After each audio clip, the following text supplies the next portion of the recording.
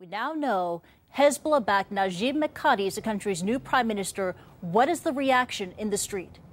Well, the reaction has been sort of gathering steam because it was pretty clear that Mikati was going to be the pick. And we've seen supporters of Saad Hariri, the previous prime minister, out on the streets condemning Mikati, saying that the elections have been stolen, essentially this position has been stolen by Hezbollah for Iran. They're calling it a coup. We've seen them burning tires on streets today, throwing rocks at soldiers, burning that satellite truck belonging to the news network Al Jazeera. So it's been angry demonstrations, but Mikati's been speaking as well within the last hour since being nominated. He's come out and said, look, I'll work with all parties. There's no reason why any political leadership here in the country shouldn't come and work in this new government. So clearly he's sort of extending an olive branch to Hariri, who said that he won't work with this new government. But Hariri's also been on TV today, and he's been telling his supporters, tone it down. This isn't the way we should express ourselves. He even apologized to Al Jazeera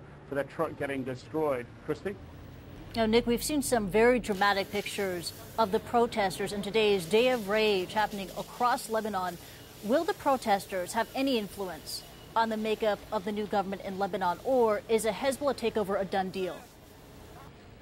You know, I think what we're going to hear more of here, that this isn't a Hezbollah takeover. When we hear more from Mikati, he's going to cast himself as, you know, a Sunni politician who is a moderate, who has been picked at a time of crisis for the country, who is going to, as he said, extend his hand to all the different political leaders. Will these demonstrations make a difference? Well, I think all the political leaders here know that there's a tinderbox of sectarian tensions, particularly between some Sunnis and some Shia in the country, so that they know that this is the background that they're working against. So will the demonstrators actually make a difference?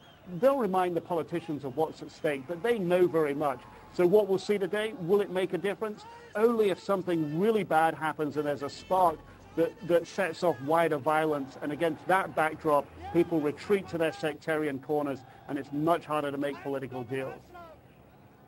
And what is the possibility here for wider violence? Could we see a return of the bombings and political assassinations that we saw after the assassination of Rafik Hariri years ago?